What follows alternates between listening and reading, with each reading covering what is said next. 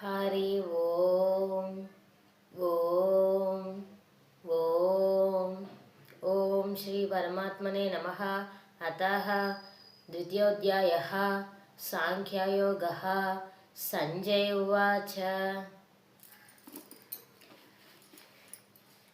तं तदा कृपयाविष्टम् अश्रुपूर्णाकुलेक्षणं विषीदन्तमिदं वाक्यम् उवाच మధుసూదనః.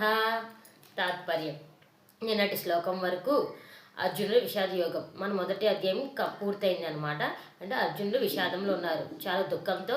యుద్ధం చేయాల్సింది నా నా తోబుట్టులే, నా సోదరులే, నా వాళ్ళనే చంపాలి, వాళ్ళని చంపి ఈ రాజ్యాన్ని నేను ఈ రాజ్యం గురించే కదా, ఈ నేల గురించే కదా వాళ్ళని చంపాలి అని చెప్పేసి ఒక దుఃఖంతో తన మనస్సు అనేది చాలా బాధతో నిండిపోయింది.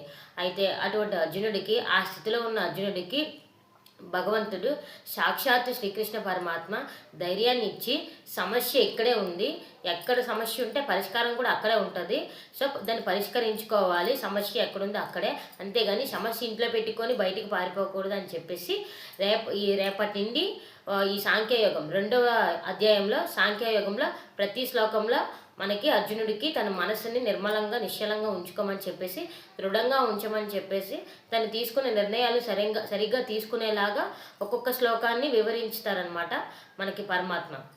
అయితే ఈరోజు శ్లోకం భావం కూడా అదే.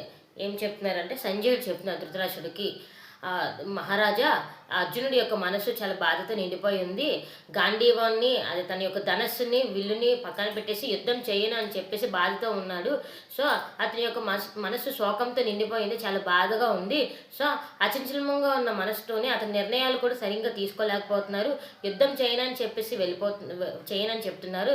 సో అతని యొక్క మనసుని ఒక క్రమశిక్షణగా, ఒక దృఢంగా చేయడానికి రేపటి నుండి శ్రీకృష్ణ పరమాత్మ తన యొక్క శ్లోకాలతోని తన ఉపదేశం చేస్తున్నారు. రేపటి నుండి మనం అందరము చూస్తామన్నమాట ఏ విధంగా చెప్తున్నారో. అలాగే మన మానవాళికి కూడా ఆ శ్లోకాలు ఏ విధంగా ఉపయోగపడతాయో రేపటి నుండి చూద్దాం. ఇది ఈరోజు శ్లోకం యొక్క తాత్పర్యం. హరి ఓం ఓం ఓం. హరే కృష్ణ.